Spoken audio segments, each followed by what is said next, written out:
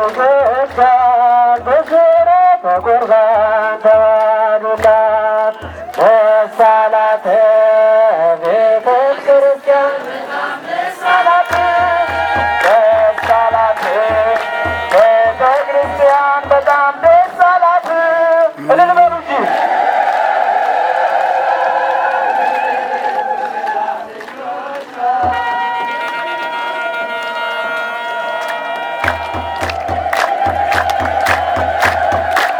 በያላችሁበት ቁጭ ቁጭ በሉ።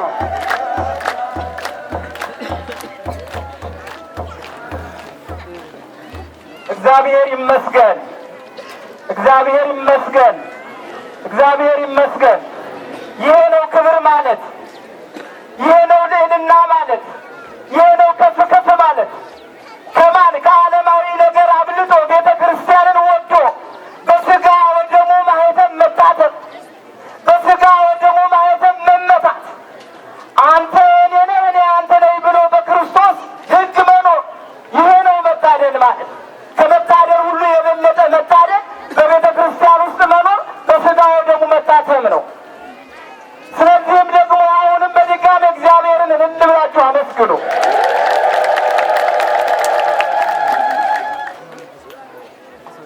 ይትለአኩ ዘይቤለክሙ ግበሩ። እስኪ ይህን ቃል አብረን እንበል። ይትለአኩ ዘይቤለክሙ ግበሩ። እግዚአብሔር የሚያዛችሁን ሁሉ አድርጉ። እግዚአብሔር አይሰማም። እግዚአብሔር የሚያዛችሁን ሁሉ አድርጉ። እግዚአብሔር የሚያዘንን ነገር ሁሉ ማድረግ ይገባናል።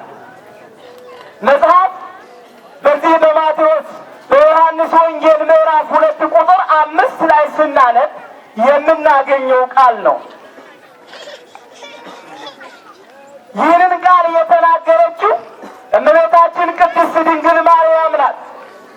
እመቤታችን ቅድስት ድንግል ማርያም ለልጇ ለወዳጇ የመጀመሪያውን ተአምር ሲገልጥ ለዛ ለቃና ዘገሊላ ሰዎች የተናገረችው ቃል ነው። ቃና ዘገሊላ የሚባል አውራጃ፣ ቃና የምትባል አካባቢ በዛ የተደገሰ የአንድ ጻድቅ ሰው ድግስ፣ የአንድ ጻድቅ ሰው ሰርግ ነበረ። የዚህ የጻድቅ ሰው ሰርግ የእኛን አይነት ሰርግ አይደለም። የዛ የጻድቅ ሰው ሰርግ እኛ በዚህ እንደምንደግሰው አይነት ሰርግ አይደለም። ልዩ የሚያደርገው ወላዲተ አምላክ ከነ ልጇ ሰርጉ ውስጥ ተገኝታለች። እዛ ቃና ዘገሊላ በገሊላ አውራጃ በቃና ከተማ ውስጥ ትልቁ ሰርግ የተባለው የዶኪማስ ሰርግ ነው። የዶኪማስ ሰርግ እኛ ከምንደግሰው ድግስ ሁሉ የተለየ ድግስ ነው። ለምን ብትሉኝ ጌታችን መድኃኒታችን ኢየሱስ ክርስቶስ የመጀመሪያውን ተአምር እዛ ላይ ነው ያደረገ። የመጀመሪያውን ተአምር እንዴት መመረጥ ነው! እንዴት መታደል ነው! እኔ ሰርግ ሰርጌ ጌታዬ ከነ እናቱ አምላኬ ከነ እናቱ እኔ ሰርግ ዘንድ መገኘት ማለት ምን መመረጥ ነው! ምንኛ ዶኪማስ ታድሏል! ምንኛ የእሱ ሰርግ ተባርኳል! አሁንም ደግሞ ዳሩ የሚድሩ ሰዎችን በቤተ ክርስቲያን ውስጥ ይዳሩ። ማን አለ? እመቤታችን ቅድስት ድንግል ማርያም ራሷ ተገኝታለች። አምላካችን መድኃኒታችን ኢየሱስ ክርስቶስ ራሱ አለ። ሥጋዬን የበላ ደሜን የጠጣ እያለ የሚናገረው ቃል ኪዳን ተፈጸመ። ይሄ ነው። ሌላ ምንም ተአምር የለውም። ሌላ ምንም ኳልኩሌሽንና ቀመር የለውም። በቃ ይሄ ነው።